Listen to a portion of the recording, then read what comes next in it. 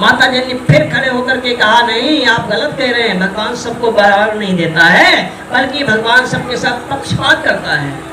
किसी को गाड़ी दी तो किसी को साइकिल ही दी, किसी को 4 व्हीलर दी तो किसी को बाइक ही दी, किसी के पास झोपड़ी पड़ी हुई है घास फूस की और किसी के पास महल है। इसलिए भगवान समदर्शी नहीं है, भगवान ने भेदभाव किया।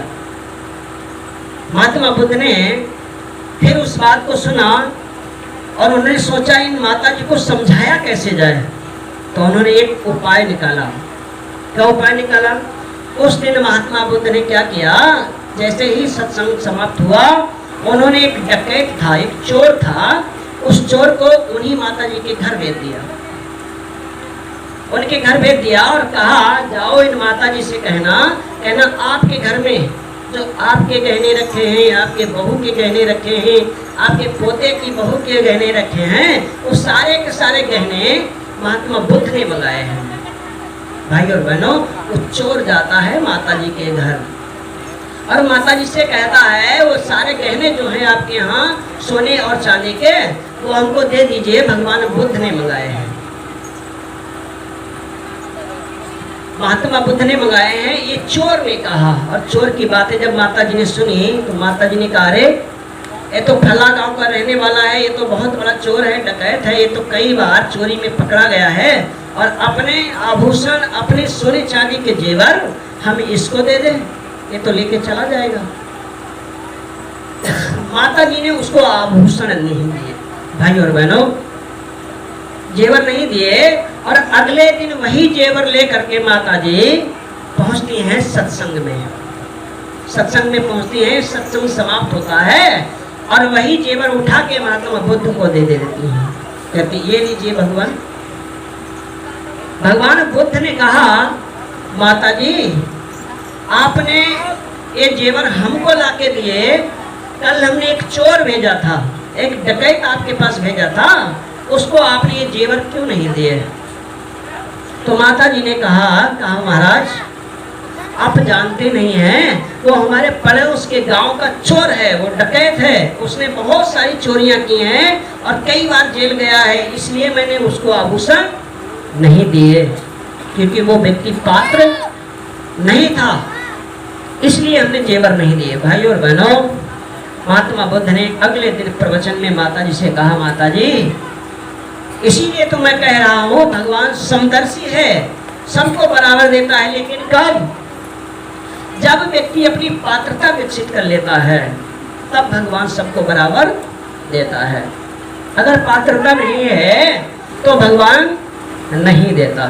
भाई और बहनों, इसलिए भगवान सबके साथ समान व्यवहार करता है, लेकिन हमारी जब पात्रता कम बढ़ जाती है तो भगवान हमें छोटा और बड़ा कर देता है। जैसे कोई बच्चा बहुत अच्छा पढ़ने में हो, है ना, कोई बच्चा बहुत अच्छा पढ़ने में हो तो कोई गुरुजी ये नहीं कहेगा इसको हम फेल कर दें, उनको फर्स्ट डिवीजन से जिला टॉप करके, यूपी टॉप करके पास करना पड़ता है और बहुत से बच्चे फेल हो जाते हैं। तो इसका मतलब ये नहीं है कि गुरुजी ने पक्षपात किया, गुरुजी ने पक्षपात नहीं किया, टीचर ने पक्षपात नहीं किया, टीचर ने बराबर समान रूप से सभी बच्चों को पढ़ाया था। लेकिन कुछ बच्चे बड़े अच्छे ब्रिलियंट बन गए, महान बन गए, उच्च स्तर को प्राप्त हो गए, कुछ बच्चे फेल हो गए, तो उसमें गुरुजी का कोई दोष नहीं है।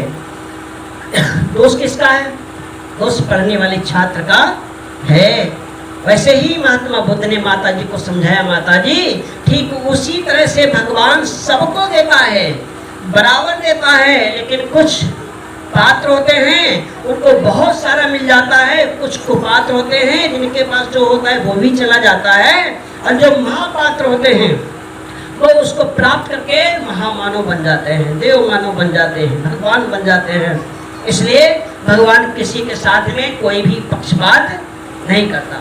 हम आप भी सोचते रहते हैं, क्या बताएं भैया, हमारे ऊपर इतना बड़ा संकट आ गया, हम तो बहुत पूजा करते हैं, बहुत घंटी हिलाते हैं, बहुत मंत्र जप करते हैं, फिर भी ऐसा हो गया।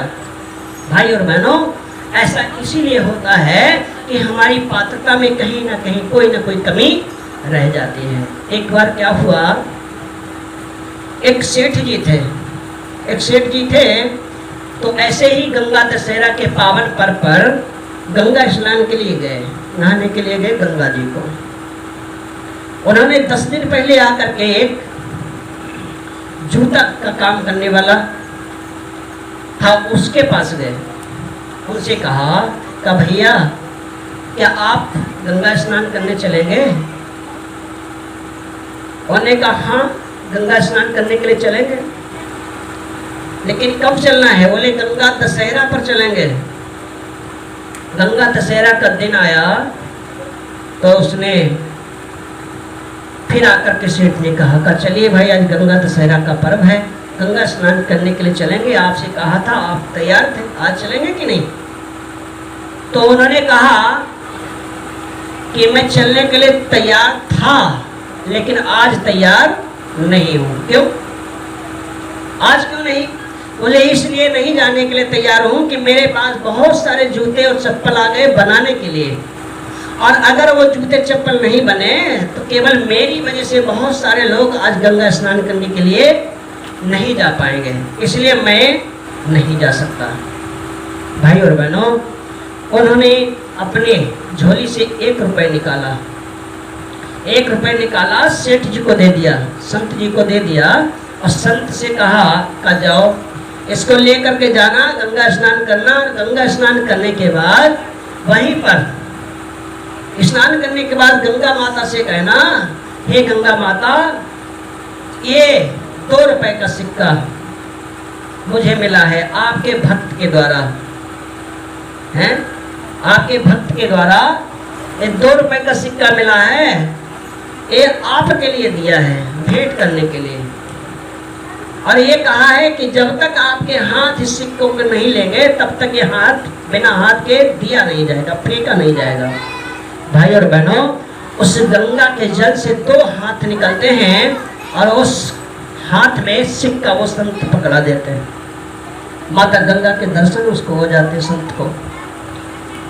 संत पैसा देने के बाद आता है और उसी जूते वाले के पास आता है, जूते वाले के पास आता है और उससे कहता है, क्या कहता है कि आपने ऐसी कौन सी पूजा की, ऐसी कौन सी साधना की, ऐसी कौन सी भक्ति की जिसकी वजह से माता गंगा ने आपके पैसे हाथ में लिए, और मैं बरसों से माता गंगा का भक्त हूँ, बचपन से माता गंगा का भक्त हूँ, कई बार गंगा स्नान करने गया हूँ, इतनी बड़ी साधना पूजा करता हूँ, फिर भी गंगा माता ने मुझे दर्शन भी नहीं दिए, पैसा तो मेरा कभी लिया ही नहीं। भाई और बहनों, वो कहने लगे मन चंगा तो कठौती में गंगा। भाई और बहनों, ऐसे संत जिन्होंने अपनी पवित्रता के माध्यम से, अपनी साधना के माध्यम से, अपने कर्म के माध्यम से अपने आप की पात्रता को बढ़ाया, जिसके कारण माता गंगा ने उनके पैसे लिए। भाई और बहनों, हम लोग भी आजकल जाते हैं, मंदिरों में जाते हैं, हरिद्वार गए, बद्रीनाथ गए, केदारनाथ गए, अयोध्या गए, वृंदावन गए, मथुरा गए, हर जगह गए, और हर जगह कुछ ना कुछ हमने भगवान को चढ़ाने की कोशिश की, और भगवान ने कभी भी हमारा कुछ लिया नहीं। क्यों? कहीं ना कहीं हमारी पात्रता में खोट है, कहीं ना कहीं हमारी पवित्रता में कमी है, कहीं ना कहीं हम भगवान से अच्छी तरह से जुड़ नहीं पाए, इसलिए भगवान हमारे किसी भी साधन को, किसी भी सुविधा को प्राप्त करने में अक्षम है, भगवान लेते नहीं। कितना भी तिरोली और चावल से प्रभु को जो भी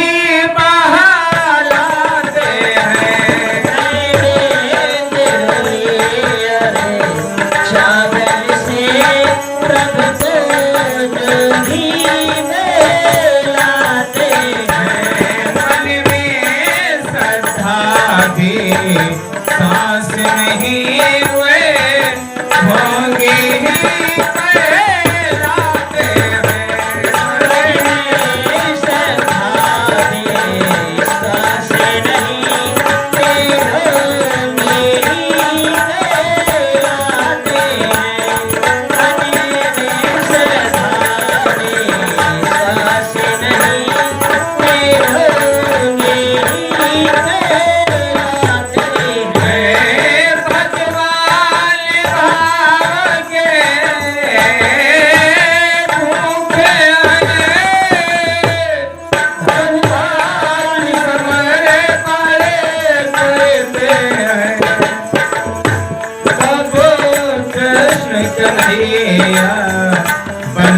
करवे भक्तों के दुख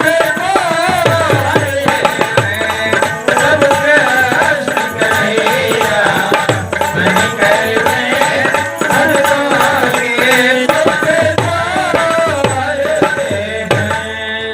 भाई और बहनों, कहा जाता है नैवेद्य रोली और चावल से प्रभु को जो भी बहलाते हैं, मन में श्रद्धा विश्वास नहीं, वे ढोंगी ही कहलाते हैं।